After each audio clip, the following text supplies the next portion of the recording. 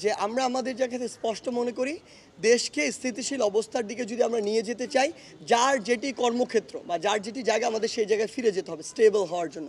So শিক্ষার্থীদের প্রতি আমাদের অনুরোধ যে আর আসলে রাস্তায় নামার প্রয়োজন নেই।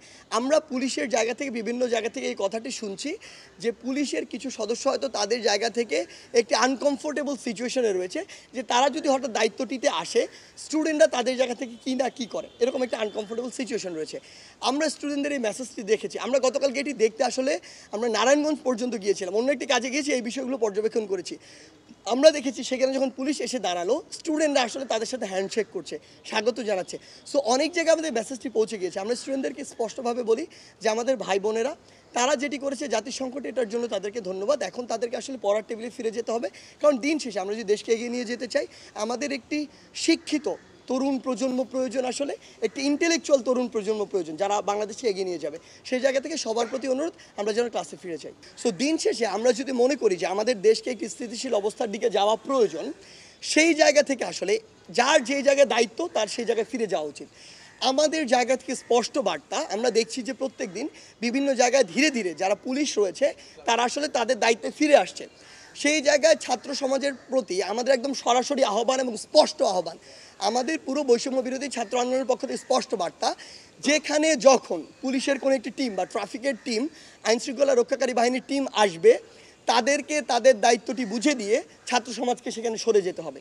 আপনারা যে দায়িত্বটুকু পালন করেছেন সেটির জন্য আপনাদের ধন্যবাদ, কিন্তু এটি আপনাদের দায়িত্ব না। আপনাদেরকে তাদের জায়গাটি বুঝিয়ে দিয়ে সরিয়ে যেতে হবে এবং আপনাদেরকে অবশ্যই শিক্ষা প্রতিষ্ঠানে ফিরে যেতে হবে, আপনাদের ক্লাসে ফিরে যেতে হবে, পড়ায় ফিরে যেতে হবে।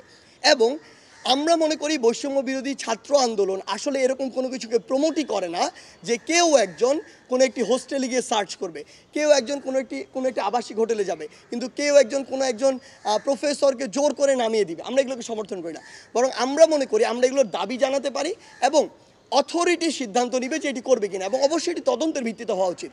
আমি মনে করি, আমি একটি অভিযোগ করলাম যে বাংলাদেশের 64 জন ডিসি এবং এসপিকে পদত্যাগ করাতে হবে, কিন্তু বাংলাদেশের 64 জন ডিসি এসপি যদি করাপ্টেড থাকতো তাহলে বাংলাদেশ চলতো না। আমরা বিশ্বাস করি অনেক ভালো ডিসিএসপিও ছিল বলেই বাংলাদেশটি চলেছে, খারাপভাবে চলুক আর ভালোভাবে চলুক চলেছে। সেই জায়গা থেকে অবশ্যই এই অভিযোগ করলাম আর সবাইকে পদত্যাগ করতে হবে বা করাতে হবে ব্যাপারটা এমন নয়, বরং এখানে একটি সুষ্ঠু তদন্ত হওয়া উচিত।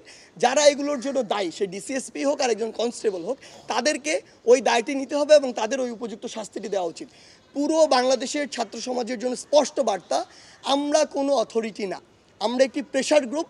আমরা আমাদের দাবিটি তুলে ধরতে পারি, আমরা দুর্নীতিবাজদের অপসারণের জন্য, ক্ষমতার অপব্যবহারকারীদের অপসারণের জন্য দাবি তুলতে পারি, কিন্তু এটি করতে বাধ্য আমরা করতে পারি না।